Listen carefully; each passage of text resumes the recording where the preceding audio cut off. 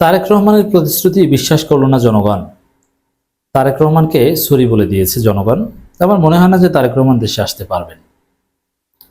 তো দর্শক, বিএনপির অন্যান্য নেতারা ব্যাটিং করতে নেমে আউট হয়ে গিয়েছে। কেউ বোল্ড আউট হয়েছে, কেউ এলবিডব্লিউ হয়েছে, কেউ ক্যাচ আউট হয়েছে। এখন ব্যাটিং করতে নেমেছেন তারেক রহমান নিজেই, কিন্তু তিনি নিজেও আউট। জনগণ বিশ্বাস করছে না। তারেক রহমানকে এভাবে অবিশ্বাস করবে, এটা আমরা কল্পনা করিনি। তারেক রহমান একটা কথা বলেছেন, ক্ষমতায় গেলে বেকারদের জন্য ভাতা চালু করবে বিএনপি। সুন্দর কথা, কিন্তু দেখেন এই নিউজ যত গণমাধ্যমে এসেছে, এমনকি বিএনপির পেজে, দেখবেন যে হাহা রিয়াক্টের বন্যা। জনগণ বিশ্বাস করছে না। আচ্ছা, এটা বিশ্বাস করার মতো কোনো লোক কি ফেসবুক ইউটিউবে নাই? আর ফেসবুক ইউটিউবে এখন জনমতের প্রকৃত রিফ্লেকশন হয়। এবং হাসিনা মাঠে পরাজয়ের আগে ফেসবুকে পরাজিত হয়েছিল। অর্থাৎ ফেসবুক ইউটিউব এটা রাজনীতির মূল মাঠ। মূল মাঠে জেতার আগে এই মাঠে আগে জিততে হবে আপনাকে। তো ক্ষমতা গেলে বেকারদের জন্য ভাতা চালু করে বিএনপি, এটা তো চমৎকার কথা। এটা আমরা চাই যে ক্ষমতায় যদি যায় বিএনপি তাহলে সেটা করুক। কিন্তু এই নিউজে 90% হারিয়াক। আর মন্তব্যগুলো একটু আপনাদেরকে দেখাই। বিশাল অফার, বন্ধু গিয়াসকে খবর দেন। মানে ওই গিয়াসউদ্দিন আল মামুন মানে দুর্নীতি যাতে করতে পারে, বিশ্বাস করছে না, ট্রল করছে। বিশাল অফার, বন্ধু গিয়াসকে খবর দেন। অথচ মন্তব্য করা উচিত কি ছিল, ইনশাল্লাহ তারেক রহমানের নেতৃত্বে বাংলাদেশ পরিবর্তন হবে। কিন্তু না, এরকম মন্তব্য করার কাউকে আমি পেলাম না। একজন লিখেছেন, তুমি বাবা দেশে আছো, ক্ষমতা তোমাকে আমরা দিয়ে দেব, তুমি তো দেশে নাই, কিভাবে দেব? তার মানে এই জনগণ এটাও মনে করে যে তারেক রহমান দেশে আসতে পারবে না। টাকাগুলো রপে দিবে, মানে এটা দ্বারা ওই আমি রপে এটা দ্বারা কি বুঝিয়েছি আমি জানি না, তবে বিশ্বাস করেনি, টাকাগুলো খেয়ে দিবে এটা বুঝিয়েছেন হয়তো। আর একজন লিখেছেন, শুধু বিএনপির ছেলে মেয়েদের জন্যই নাকি? এর মানে বিএনপি বেকার ভাতা দিবে বা চাকরি দিবে বা যাই বলুক, এটা জনগণ মনে করে যে এরা নিজেরা ভাগ বটোয়ারা করে খাবে, সাধারণ মানুষ সুবিধা পাবে না। এই মানুষগুলো তো বিএনপিকে ভোট দিবে না ভাই, ক্ষমতা আসবে কি হবে? আর ক্ষমতায় না আসতে পারলে তারেক রহমানও দেশে আসবে না মনে হয়। যাক, ভালোই হলো, আরেকটা করা যাবে। মানে এখানেও হাহা। আরেকজন লিখেছেন একটু সুন্দর মন্তব্য, যে বেকার ভাতার চেয়ে তাদের জন্য কর্মসংস্থান ব্যবস্থা উত্তম নয় কি? মানে কোনোভাবেই বিএনপির কোনো বক্তব্যকে মানুষ অ্যাপ্রিসিয়েট করতে পারে না, উল্টিয়ে বলতেই হবে। এটা পিপলস পারসেপশন ভাই। গালি দিলে জনগণকে দেন, আমি তো জনগণের কথা বলছি, জনগণের কথা তুলে ধরছি। কেন? দেশটা আবার অযোগ্য বানানোর জন্য?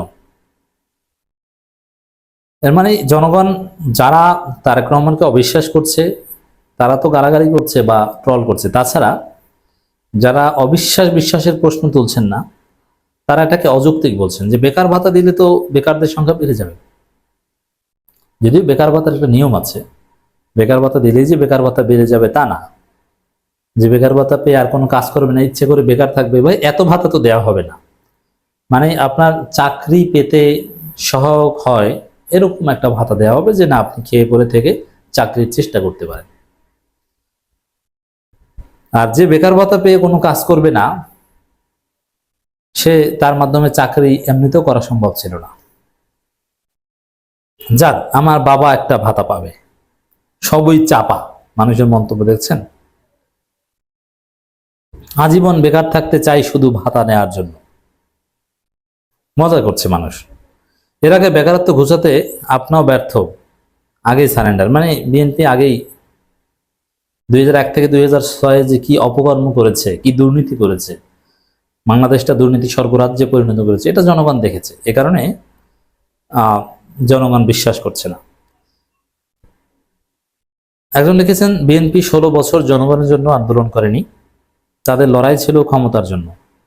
ক্ষমতার সিঁড়ি হিসেবে তারা ভোটের কথা বলেছে। এজন্য 16 বছরে 16 জন মানুষও তাদের নেতৃত্বে মাঠে নামেনি। রাইট? বিএনপি নেতাকর্মীর বাইরে কেউ তাদের নেতৃত্বে মাঠে নামেনি। বিএনপি নির্বাচন এবং ভোটের দাবি হচ্ছে কেবল ক্ষমতায় যাবার সিঁড়ি হিসেবে, জনগণের অধিকার হিসেবে নয়। বিএনপি সব ধোঁকা জনগণ এখন ধরে ফেলেছে। তবে তারেক রহমান ব্যাটিং করতে নেমেও যে আউট হয়ে গেলেন, বুঝলেন তো দর্শক। এবার আসি তারেক রহমান কি বলেছে। তারেক রহমানের প্রতি আমাদের বরাবরই শ্রদ্ধা, কিন্তু মানুষ বিশ্বাস রাখে না বিএনপির অপকর্মের কারণে। ক্ষমতায় গেলে বিএনপি শিক্ষিত বেকারদের জন্য বিশেষ ভাতা চালু করবে বলে জানিয়েছেন দলটির ভারপ্রাপ্ত চেয়ারম্যান তারেক রহমান। তিনি বলেন, বিএনপি ক্ষমতায় গেলে যুবকদের উদ্যোক্তা হিসেবে গড়ে তোলা হবে। তাদের উৎপাদিত পণ্য রপ্তানির মাধ্যমে আন্তর্জাতিক বাজারে ও দেশের পরিচিতি বাড়বে। পাশাপাশি কৃষিতে আধুনিকায়ন করে কৃষকদের জন্য আলাদা সহযোগিতা নিশ্চিত করা হবে। অথচ জামাত ইসলামী যখন বলেছিল যে তারা 10 লাখ টাকা বিনা সুদে বা বিনা জামানতে লোন দিবে, তখন এটা কিন্তু মানুষ বিশ্বাস করে আশার আলোতে বুক বেঁধেছেন, মানে জামাতকে বিশ্বাস করে। মানুষ বলছে বিএনপি আওয়ামী লীগ দেখা শেষ, এখন জামাত ইসলামী দেখব। বিএনপি ভারপ্রাপ্ত চেয়ারপারসন বলেন, বিএনপির বিরুদ্ধে ষড়যন্ত্র করছে এক অদৃশ্য প্রতিপক্ষ, যারা ধীরে ধীরে দৃশ্যমান হয়ে হচ্ছে। তারাই দলটির বিরুদ্ধে অপপ্রচার চালাচ্ছে। তবে এসব ষড়যন্ত্র মোকাবেলায় দলীয় নেতাকর্মীদের ঐক্যবদ্ধ হতে হবে। আচ্ছা, অদৃশ্য শক্তি কোথায় ভাই? বিএনপির বিরোধিতা করছি তো আমরা, পিনাকি ভট্টাচার্যরা, এনসিপি, তারা তো দৃশ্যমান। আপনি অদৃশ্য কোথায় পেলেন?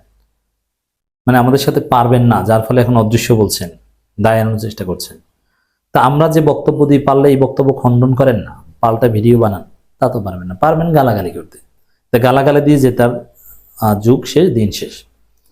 তিনি বলেন, আমরা প্রতিশোধের রাজনীতি চাই না, তবে একটি দফা বাস্তবায়নই হবে জুলুম নির্যাতনের প্রকৃত জবাব। আমার উপর, আমার মায়ের উপর, আমার ভাইয়ের উপর যে নির্যাতন হয়েছে তার জবাব আমরা প্রতিহিংসার মাধ্যমে নয়।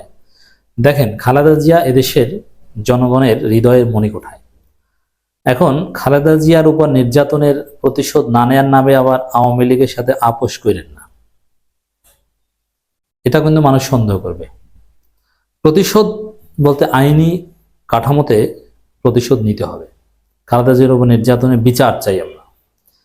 তিনি অভিযোগ করেন, সরকার জনগণকে বিভক্ত রাখতে ধর্ম মতাদর্শ ব্যবহার করেছে। কোন সরকার? আমরা বাংলাদেশ হিসেবে সবাই ঐক্যবদ্ধ, ধর্মীয় ভেদাভেদ ভুলে আমরা একটি সম্প্রীতি সমাজ। আমি বুঝি না কোন সরকার, মানে ডক্টর ইউনূস সরকারের বিরুদ্ধে ব্যাটিং করা শুরু করেছেন তারেক রহমান। কর্মসংস্থান প্রসঙ্গে বিএনপি ভারপ্রাপ্ত চেয়ারম্যান বলেন, দেশে প্রায় 3 কোটি মানুষ বেকার।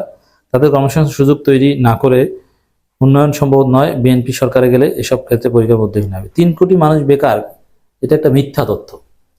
26 লাখ বেকার, আন্দাজে 3 কোটি লোক বেকার, ফালতু কথা।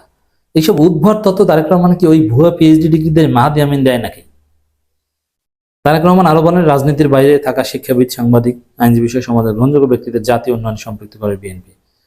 উন্নয়নে সংপৃক্ত করবে না, ধরে ধরে জেলে ঢুকাবে, এটা আমরা জানি। এখন এই যে হুমকি ধামকি দেওয়া হচ্ছে আমাদেরকে, ক্ষমতা আসলে বিএনপি সমালোচকদেরকে জেলে ঢুকানো হবে।